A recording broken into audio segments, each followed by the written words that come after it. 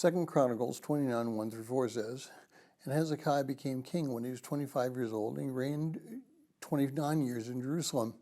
And his mother's name was Abiah, the daughter of Zechariah. And he did right in the sight of the Lord, according to all his father David had done. In the first year of his reign, in the first month, he opened the doors of the house of the Lord and repaired them. He brought in the priests and the Levites and gathered them into the square in the east." If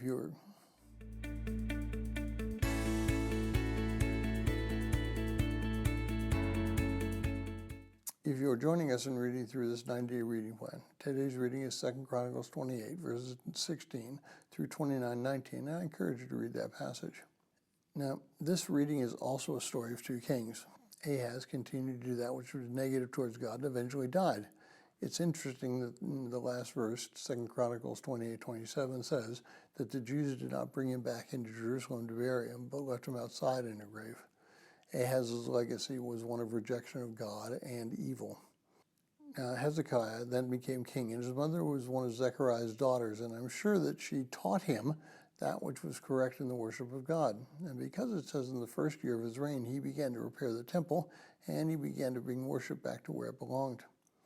Now, we're constantly being told that both Judaism and Christianity relegate women to a place of subservience or second-class status. And yet, if people really knew the history and of the scriptures, they would find that women played a significant role in men's lives and actually impacted the world in the same way that men impact the world, and probably much more.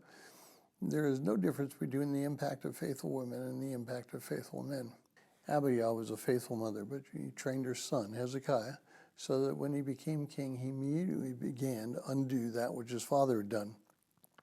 He immediately began a reformation so that the kingdom of Judah would come back to the worship of God in the way that was been dictated in the Torah, the first 5 books of the Bible. Now you can only imagine Abijah had to put up with what being married to Ahaz. She abhorred that which he did in the realm of religion. And my guess is that she abhorred many other things about what he did.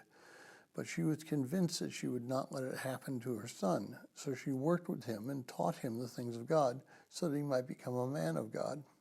Our wives, mothers, and sisters all have a role to play in our walk with Christ. History is replete with stories of women who showed great strength and changed men's lives through their strength.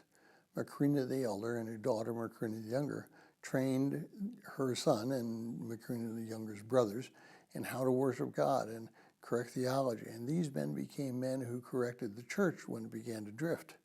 And we should place women in a position of honor in the church, in a role of a disciple maker, and that of a teacher.